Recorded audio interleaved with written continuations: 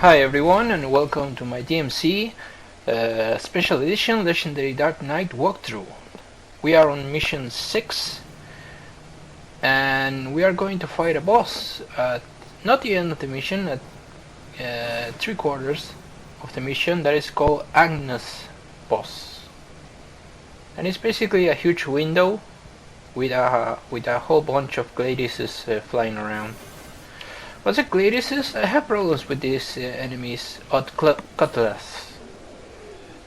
I don't remember if the swords were... No, the Cutlass are the fish. Yeah. So what is Gladiuses? So yeah, this is the fish, the Cutlass, and of course we have some Mega Scarecrows as well because we are on Legendary Dark Knight. And once again, I want to welcome you to this walkthrough and guide, having lots of fun. I just cleared myself mission 8, which I got to a road bump in mission 8 actually. You know the part in the... First of all, I hate the fucking forest. I hate it. I hate the mission of the forest. I don't know why. It was more fun than I was expected, but I just bumped against a roadblock, because in the part that you have to jump through disappearing floors, you are supposed to be fighting 2 Mephistos in that part that you have to dispense rather quickly, because if they make you fall, you're going to fall into another room full of enemies and you have to defeat them before you can come out again. And I really didn't want to fall, and I kept falling it, so I keep restarting the level. But ultimately I found a technique to go through that place that is going to give you absolutely no fucking trouble. And it's hilarious how I found it, because it was lucky, but then I recreated it to see if it was actually a good technique, and it is. So in mission 8 you're gonna see how to get through that part without falling all the time, because in Legendary Dark Knight it's not even Mephistos that are in that part. It's 2 fucking Fausts. 2 Fausts. And it's huge. It's a huge inconvenience, because they hit you with that red hand and they make you fall down, and there is no way to stop them. And I was making the legendary cut end and whatever, and it was not working until I found that technique. So you're gonna see it in mission 8. I don't know if it's mine, the technique. I don't want to sound like pedantic, like I just found the technique for that part, because DMC4 is like 8 years old. But 8 years? Wait, no, it came out on 2008. So this room. We are coming up on the dice game board room, and this is probably the worst part of the game. No, I digress. The second board room near the end of the game, when they make you do a lot of floors of this bullshit, that's the worst room. That's the worst part of the game. But it has a boss rush, which is kind of fun, doing a boss rush. But this is no fun, because it has, as I mentioned before, this has only 1 checkpoint before this. And if you fail this part and you die and you restart, you're going to fight all the fish again, because the first checkpoint appears right after this board game. So this is really inconsiderate of the developers, and it's even more awful now that we have a special edition and they didn't even fix these checkpoints, because there are a couple of checkpoints like this in the game, and they really could have fixed them to make the game more friendly. This doesn't mean that the game is easier if you fix this checkpoint, it just means that it's less aggravating. It's just everything that it is. So as you can see, the face that is moving up in the dice is the face that is going to come up. This is not random. So you just see the number that you want, and you count the number that comes before the number that you want, and you already know where to hit it. Like 5 there, and it was a 3 before, I think. So you count, you expect to see the number before the 5, and you know that your number is coming up next. So it's really not that much of a problem, this room, except for this. You most likely you're going to have to make a mandatory fight. So it's not a big deal, but this has to be the worst part in the game. Not talking about the checkpoint now, talking about this fucking game. Now, what were they thinking? They almost did DMC without puzzles, which should have been the norm, not fucking puzzles. And then right before the Mundus boss fight, they throw a puzzle at you. Like, why? Why would you do that? Why would you go through the entire game without almost any puzzles apart from jumping and grabbing onto things? Those are not really puzzles. And then you do a proper puzzle, only one at the end of the game? What? It's like, I don't know, it's like, I don't know, it's like Matrix suddenly has a dinosaur at the end. And it's suddenly a psychological horror movie in the last 5 minutes. I mean, it's a change of tone, really drastic, and it's just annoying because the puzzle is not a puzzle that's going to make you more intelligent, or like the old graphic adventures that you played, and when you figured out a puzzle, you felt like you yourself progressed through the game by using your brain. It felt rather nice. Like when no one was watching these walkthroughs because there was no internet. Like I'm kind of all that way. So, but it's not at all like that. It's a fucking puzzle that is really easy to solve. It's not at all hard, and it just blocks you from seeing the almost the end of the game. Why? I don't understand the creative process here. So whatever, we are moving forward. We are done with the dice game. Once you get through this door, not that one, once you get through the door, it's going to give you a checkpoint that is going to be right outside this door. So now is the checkpoint, the first of the level. And this is the Agnus boss fight, if you want to call it boss fight. I guess it's boss fight because it has a health bar at the end. And the way you do this with Nero is that you grab the swords in the air or in the ground and you throw them towards the glass. And that's kind of nice, but the way you do it with Virgil is that you just hit it with your sword in the air and in the ground, and in the ground they're gonna fly up towards the screen. In the air, sometimes they're gonna fly out towards the screen, sometimes they're going to fall.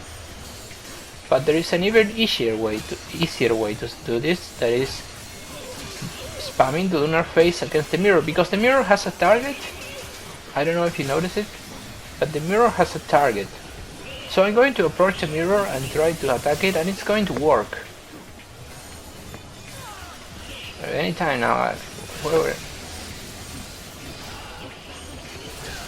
Okay, here. So there we go. So we just spam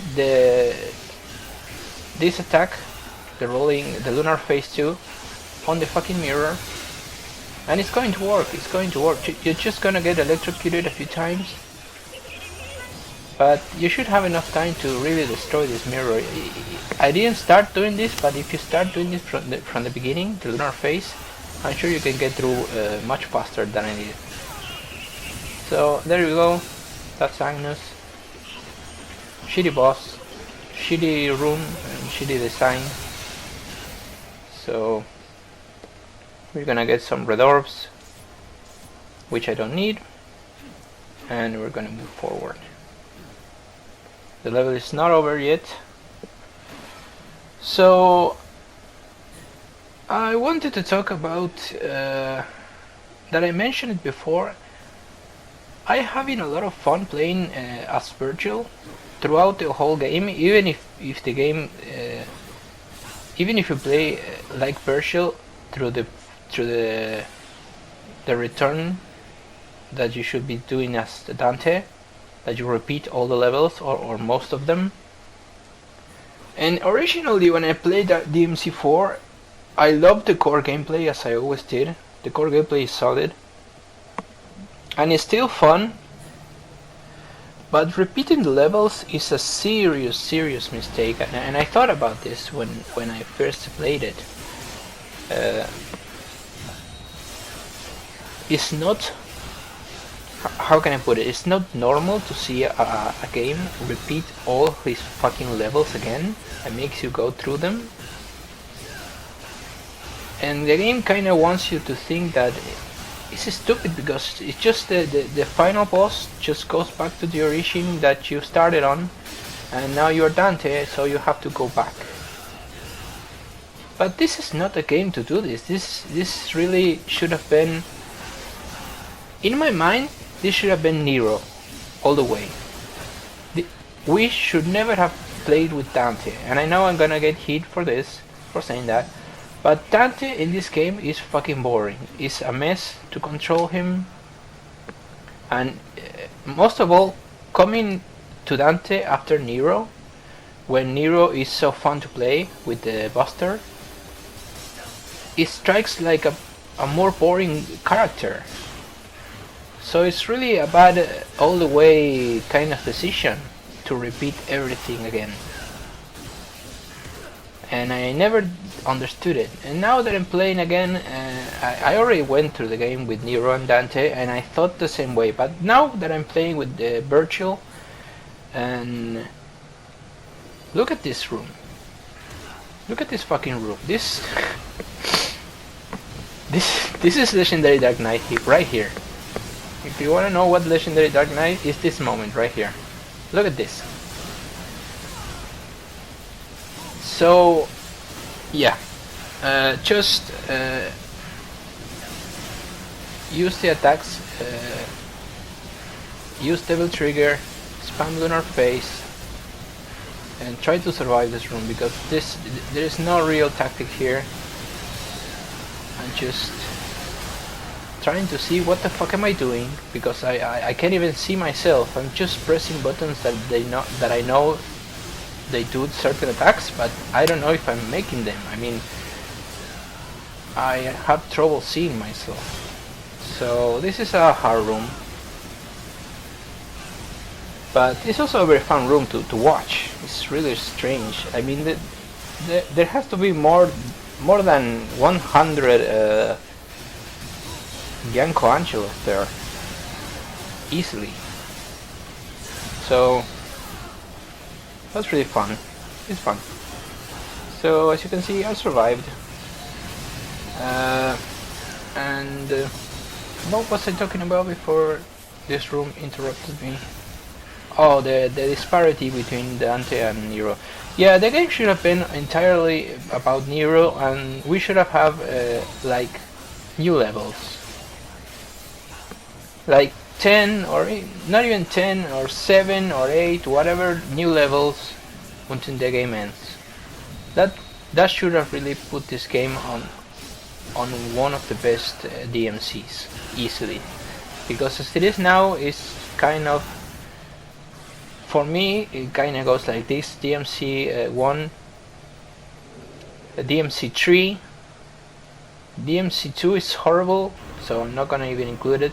So it's DMC 1, DMC 3, DMC 4, and well, the last one, if I have to count it, I guess.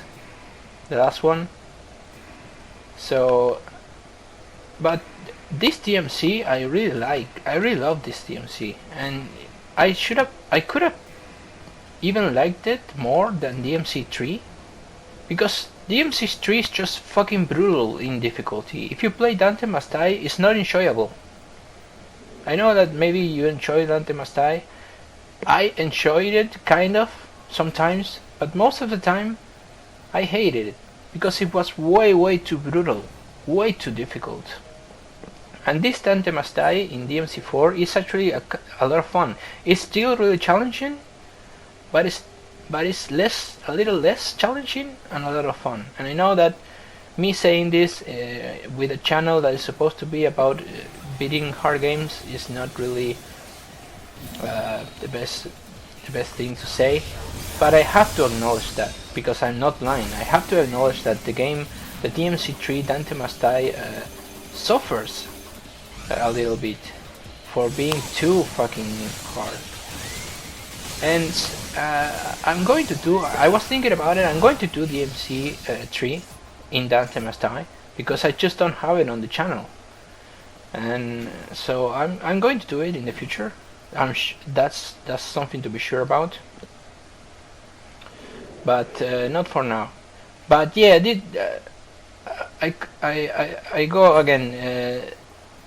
This game should have been about Nero and Nero alone, and with some new levels at the end, and not repeating the same levels, even with the same bosses. Somehow, it would have been an incredible game.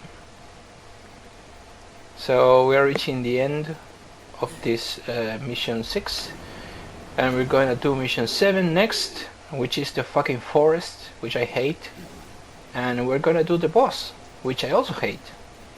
So I think we're gonna get another S rank. I think, yeah, we should get an S rank here. And yeah, we'll see each other in the next mission, guys. Take care.